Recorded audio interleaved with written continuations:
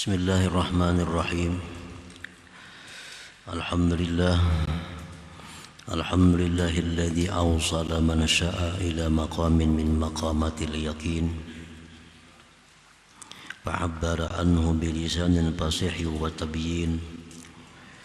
Ashhadu an la ilaha illallah wahdahu la syarika lah al-qawiyyul matin wa ashhadu anna sayyidana Muhammadan abduhu wa rasuluhu as-sadiqul amin. Allahumma salli wa sallim wa barik ala sayyidina Muhammadin imamil wasilin wa ala alihi wa sahbihi wa dhurriyyatihi wa atba'ihi ajma'in. Amma ba'd. Yang kita hormati, kita muliakan para habaib dan para ulama, muhibbin, hadirin hadirat rahimakumullah. Alhamdulillah, puji syukur yang setinggi-tingginya kita haturkan kehadirat Allah Subhanahu wa ta'ala, yang mana pada malam ini dengan taufik dan hidayah serta inayahnya kita kembali dikumpulkan di majlis yang penuh berkah dan rahmat ini.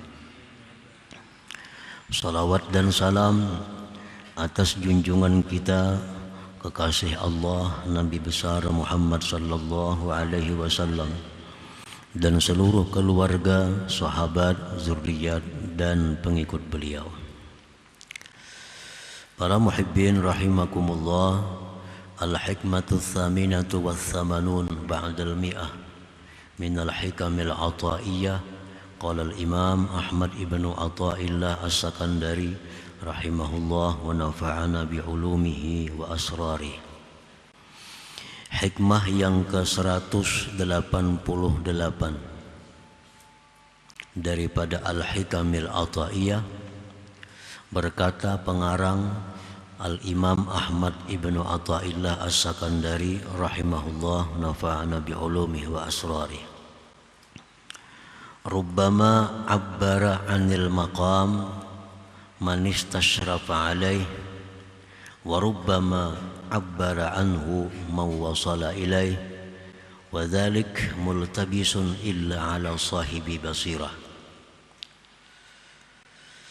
Artinya, kadang-kadang mengibaratkan, menguraikan tentang suatu makam oleh orang yang mengetahui atasnya,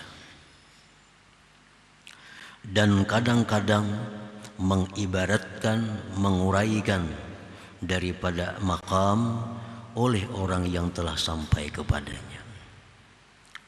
Dan yang demikian itu tersamar kecuali atas orang-orang yang mempunyai mata hati. Para muhibbin rahimakumullah, maksudnya adalah rubbama haddatsa 'anil maqam minal maqamat kamaqamiz zuhdi wal khawf wal raja wat tawakkul wa ghairiha man ittala'a alaih wa lam yasil ilaih wa lam yatahaqqaq fi.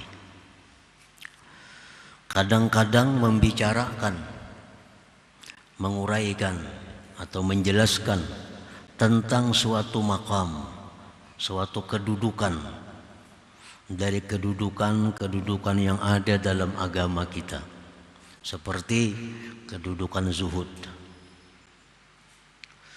khauf, takut pada Allah, raja, mengharapkan rahmat Allah, tawakal atas Allah, dan selainnya.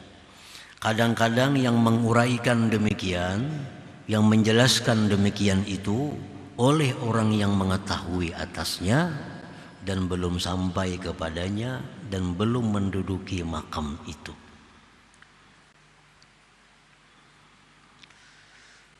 Dan itu adalah sesuatu yang biasa, sesuatu hal yang dibolehkan. Ada orang yang menguraikan tentang zuhud. Wah, zuhud itu macam ini, macam itu. Wara macam ini, macam itu. Padahal inya sendiri belum sampai kepada makam yang dikisahkannya itu. Ada orang yang mengisahkan tentang makam Pana, makam Baka, dengan lancar, dengan luas dikisahkan, diceritakan, padahal inya sendiri belum sampai ke sana. Palingnya hanya mengetahui hal-hal demikian, baik dia mengetahui itu dari keterangan guru-gurunya atau dia mengetahui dari kitab-kitab yang dibacanya. Nah, jadi itu suatu perbuatan yang memang tidak dilarang dalam agama kita, tetapi alangkah baiknya orang yang seperti ini apabila menguraikan tentang yang demikian-demikian itu, dia menyebutkan orang yang mengatanya, supaya jangan memberikan sangka kepada yang mendengar bahwa dia sudah duduk di makam itu. Misalnya dia menguraikan zuhud, inya sendiri belum sampai kepada tingkatan zuhud. Nah, dia uraikan tentang zuhud. Nah, hendaknya dia menjelaskan tentang siapa yang mengata itu. Misalnya menurut Imam Abul Hasan As-Sazili zuhud itu ini. Atau menurut guruku misalnya zuhud itu ini. Agar tidak memberi sangka kepada pendengar bahwa dia sudah sampai di makam zuhud itu. Boleh aja kita menyampaikan demikian. Kita kisahkan. Kita ada membaca dalam kitab bahwa zuhud itu seperti ini. Kita ada baca dalam kitab ini bahwa makam Baka itu artinya demikian. Makam Fana artinya demikian. Asal kita padahkan, kita jelaskan yang kita tahu itu sumbernya dari kitab-kitab yang kita baca atau guru-guru yang kita dengar keterangannya. Nah, jangan sampai kita langsung Baka itu ini artinya, Fana itu ini artinya, tanpa menyebutkan pengatanya siapa. Nah, bila hal demikian itu memberi sangka kepada orang bahwa dia sudah mengalami, merasakan tentang apa yang diucapkannya itu. Nah, para muhibbin rahimakumullah, orang membaca buku tentang Mekah misalnya, dia baca buku tentang Mekah, lengkap. Lalu berkisah Mekah tuh ini, ada Hajar Aswad di sini, ada makam Ibrahim di sini. Alahan pada orang yang sudah naik haji kalau mengisahkan Mekah, padahal belum sudah ke sana lagi. Nah, cuma ini menguasai bukunya atau mendengar banyak kisah-kisah tentang Mekah. Hal demikian kada dilarang dalam agama, boleh aja mengisahkan itu. Cuma alangkah baiknya disebutkan, nah, di buku mana dapat itu atau jar siapa itu, sehingga orang yang mendengar ini tahu bahwa Sidin kada suah juga ke sana artinya. Nah,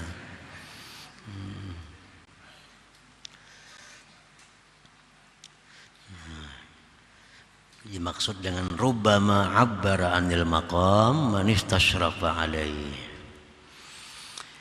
wa rubbama haddatsa anhu man wasala alaihi wa tahaqqaqa fihi.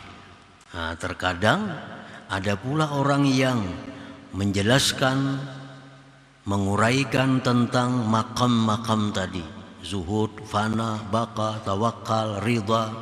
Nah, dia jelaskan, menjelaskan akan dia oleh yang demikian itu oleh orang yang telah sampai kepadanya. Nah, sampai kepadanya, dan dia sudah mantap, sudah merasakan bagaimana makamnya itu. Nah, kadang-kadang ada juga seperti itu. Nah, kalau orang yang demikian, ya kada perlu lagi jar si jar guru kada perlu, karena ini sudah bisa merasakan itu. Wah, pana itu ini, zuhud itu ini, tawakal itu artinya ini. Nah, orang yang takut kepada Allah itu seperti ini. Nah, ini sudah merasakan itu, sudah duduk di situ. Nah, kalau sudah demikian, kada perlu lagi disandarkan kepada siapa yang mengatanya. Nah, karena ini sudah sampai di sana. Nah, sudah sampai ke Makkahnya berkisah, ada perlu lagi jar si anu, karena sudah merasa seorang bahwa di Makkah itu macam apa, melihat seorang sudah di sana.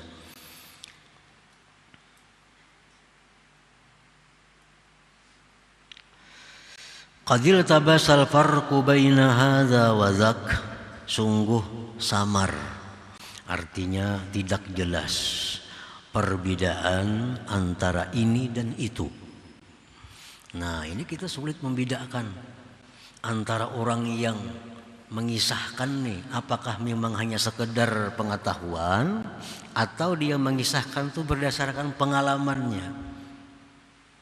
Sama lancarnya, sama hebatnya. Yang ini lewat buku, kitab, lewat keterangan guru-guru, dia menguraikan tentang makam-makam agama. Yang satu ini berdasarkan pengalamannya sendiri, dia kisahkan tentang makam-makam agama. Nah, kita sulit membedakan mana orang yang sudah sampai ke sana atau hanya sekedar tahu. Nah, itu artinya qadil tabasal farqu baina hadza wa dzak. Sulit kita membedakan. Illa ala sahibi basirah, kecuali atas orang yang mempunyai mata hati. Nah, kalau orang yang sudah punya mata hatinya tahu, oh ini berkisah aja ini.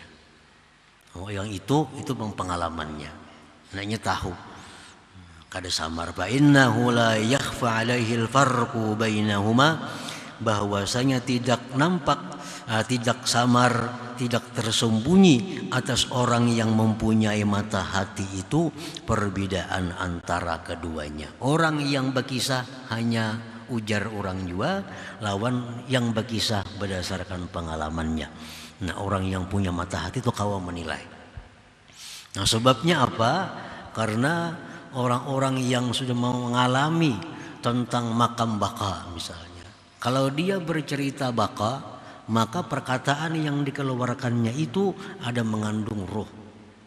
Nah, perkataan yang dikeluarkannya itu ada mengandung roh. Hidup artinya perkataannya itu.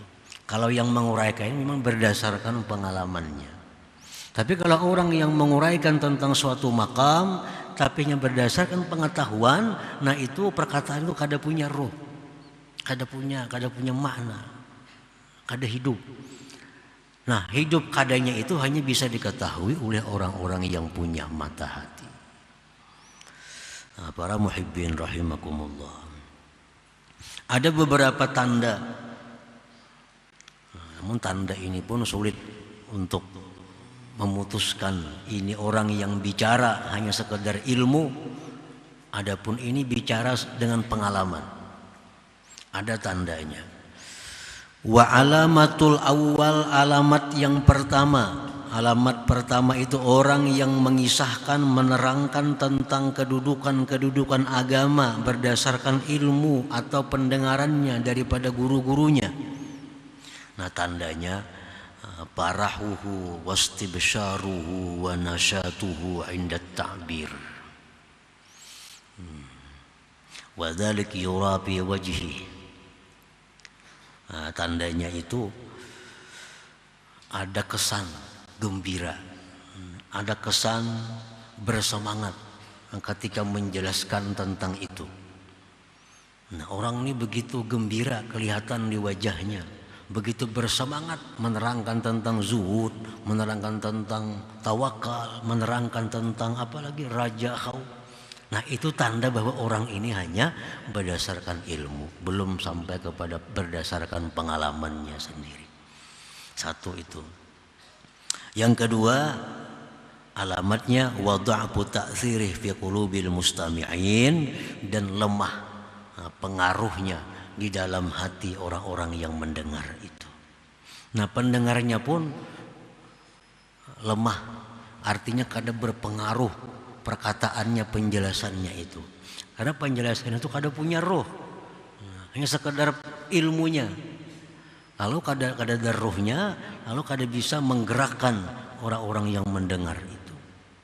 Nah, itu antara lain tanda-tanda orang yang mengisahkan tentang kedudukan agama berdasarkan ilmu atau pendengarannya daripada guru-gurunya itu. Bi khilafis tsani, bersalahan yang kedua. Nah, yang kedua ini orang yang mengisahkan berdasarkan pengalamannya. Fa innahu yu'abbiru ka'adatihi bit ta'bir. Nah, dia menjelaskan seperti kebiasaannya dalam hal menjelaskan yang lain-lain. Dia menjelaskan tentang tawakal, ya sama seperti dia menjelaskan hal-hal lain. Kadang dia nampak kegembiraan, kadang dia nampak semangat, kalian biasa. Nah biasa. Nah ini berarti orang ini memang sudah sampai di sana, memang sudah merasai duduk di sana. Dilihat dari keterangannya itu biasa. Kadang nampak bersemangat, kadang nampak gembira di wajahnya. Wa quwwatu ta'thirihi fi qulubil mustami'in, dan kuat pengaruhnya itu takbir pada hati orang-orang yang mendengarnya. Orang yang mendengarnya pun kalau dikisahkannya tentang takut kepada Allah terkesan dalam hati pendengarnya. Ini menunjukkan bahwa keterangannya itu punya roh, hidup, sehingga bisa menggerakkan hati pendengarnya itu. Nah itu perbedaan antara orang yang menjelaskan kedudukan-kedudukan agama berdasarkan ilmu pengetahuan dan berdasarkan pengalamannya. Nah, para muhibbin rahimakumullah. Nah, cuma tadi hal demikian bukan sesuatu yang dilarang. Bukan dilarang. Kita mengisahkan tentang, kita baca buku misalnya, baca kitab, di situ ada tentang keterangan zuhud, macam-macam kita kisahkan, ya kada jadi masalah. Asalkan kita ingat bahwa kita sebutkan dalam kitab Ihya, zuhud itu ini terbagi kepada demikian, terbagi kepada ini golongan dalam Ihya umpamanya, disebutkan kitab Ihya supaya pendengar tahu bahwa dasar kita itu Ihya, bukan dasar pengalaman. Thumma qala al-imam bil hikmati tasi'ah wa thamanin ba'dal mi'ah. Kemudian berkata Imam Ahmad ibnu Athaillah dalam hikmah yang ke-189. La yanbaghi lis-salik ay yu'abbira an waridatih fa inna dhalik mimma yuqallilu 'amalaha fi qalbihi wa yamna'uhu wujudu sidqi fiha ma'a rabbih. Tidaklah patut bagi seorang salik, tidaklah patut bagi orang yang beribadah bahwa dia menguraikan, membuka daripada waridahnya.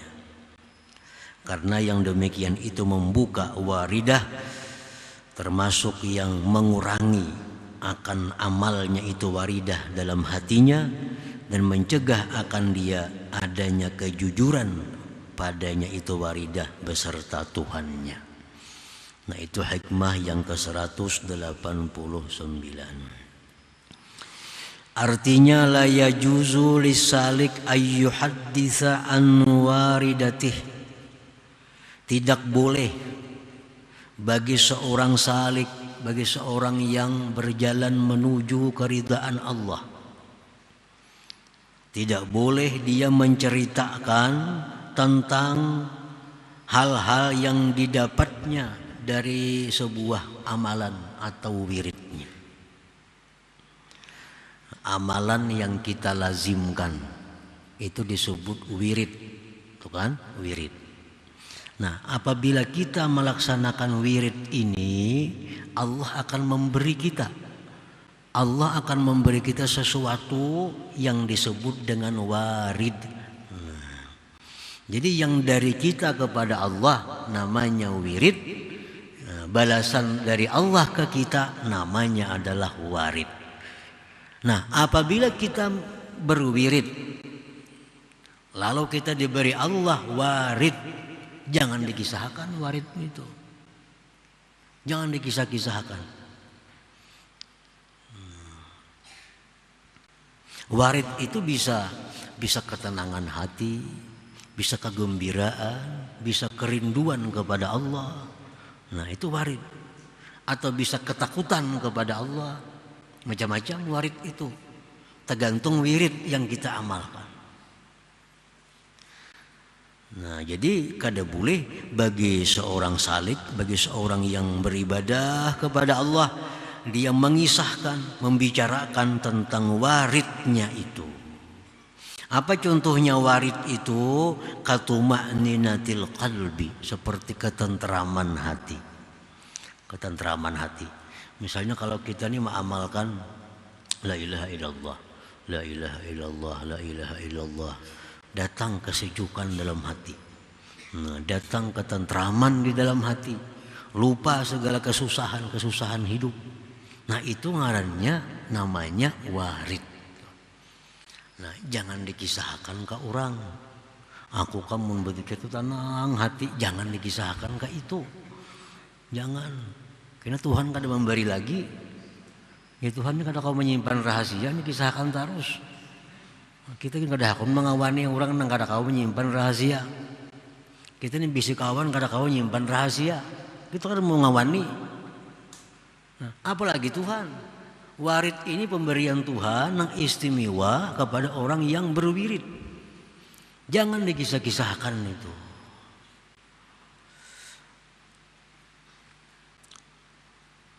Aku istighfar, membaca astagfirullahaladzim, itu bisa Allah memberi kita kasfiyah, keterbukaan hati sehingga mata hati kita melihat neraka, azab yang disediakan Allah kepada orang-orang yang berdosa. Nah, bila kita baca istighfar, kelihatan neraka oleh hati kita, menangis kita. Nah, itu ngarannya namanya warid. Jangan dikisahkan itu. Kok kamu bilang baca istighfar itu bah menangis tuh bang. Jangan dikisahkan itu. Katuma'ninatil qalbi, seperti ketentraman hati, awil kasfi atau keterbukaan. Illa an syaikhin mursyidin, kecuali boleh kita kisahkan kepada guru yang membimbing kita. Kisahkan.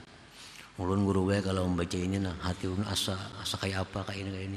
Apakah itu bujur atau kada? Nah, kisahkan.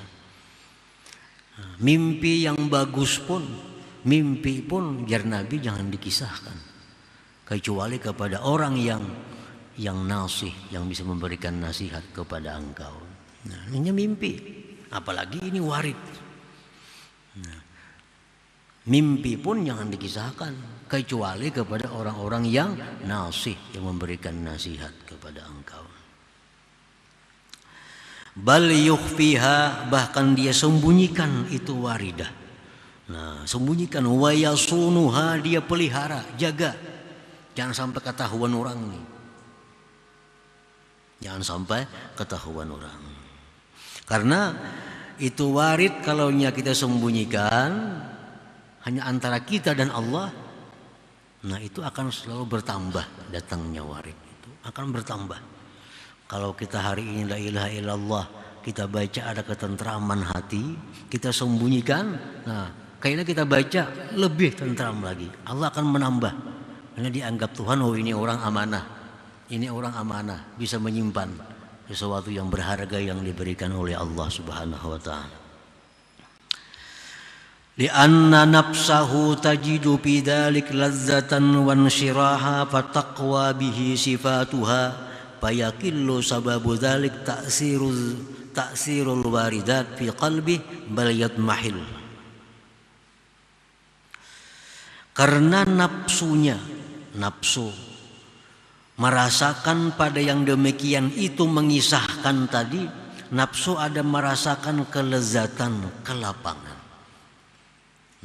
Ini kita dapat warid nih, kita berzikir, kita baca Quran, dapat kita ketenangan. Kita kisahkan lawan orang. Nah, kita mengisahkan tuh ada kelezatan bagi nafsu kita. Nafsu kita ini senang, kita kisahkan tuh nafsu kita gembira. Nah, maka berarti kita memperkuat nafsu kita. Hendaknya nafsunya ditekan, jangan sampai dia ada lezat, jangan sampai nafsu ini gembira. Karena nafsu bila ditekan, nah dia akan menjadi baik. Kalau nafsu ini dikembangkan, nah dia akan menjadi nafsu.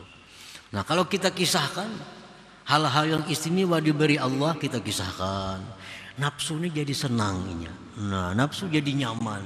Itu berarti kita memperkuat nafsu yang ada dalam diri kita. Yang mestinya nafsu diperangi, mestinya nafsu dilawan. Dengan demikian kita jadi memperkuat nafsu. Maka sedikitlah sebab yang demikian pengaruh itu warid tadi dalam hatinya bahkan bisa hilang. Namun kita kata mengisah-ngisahkan itu kita main bedikit, akhirnya hilang.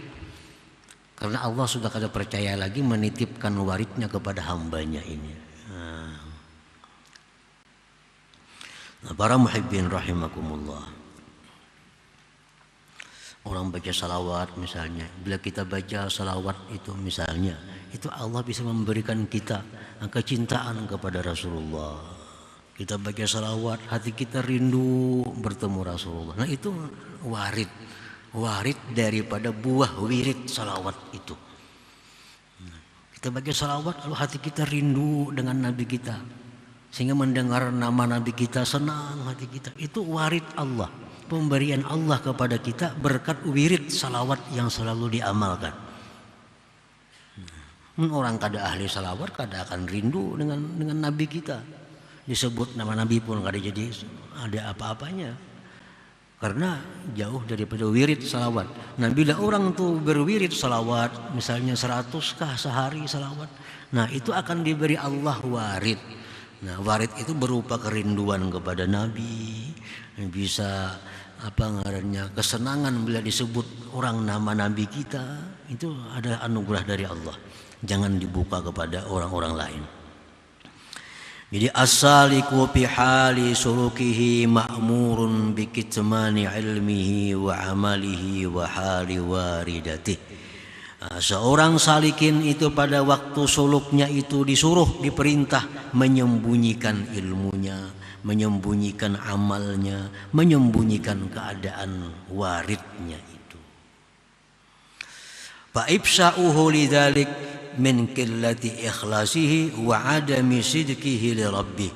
Membuka rahasia yang demikian itu adalah alamat sedikit keikhlasannya dan ketiadaan jujurnya dia bagi Tuhannya Allah Subhanahu wa taala.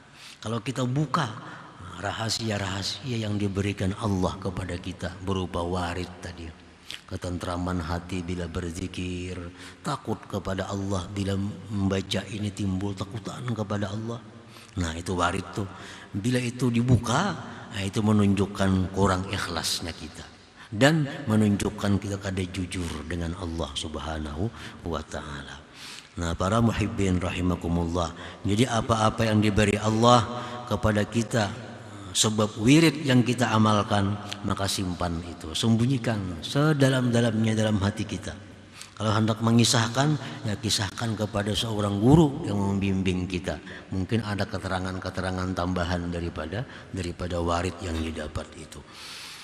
Nah kemudian hikmah yang ke-190 insyaallah ta'ala. Nah para muhibbin sekalian, malam ini kita terakhir untuk bulan ini. InsyaAllah pengajian kita lanjutkan pada bulan Syawal, hidup 13 atau malam Rabu yang kedua di bulan Syawal insyaallah ta'ala. Ila hadratin Nabi sallallahu alaihi wasallam al-Fatihah. Iyyaka na'budu wa iyyaka nasta'in.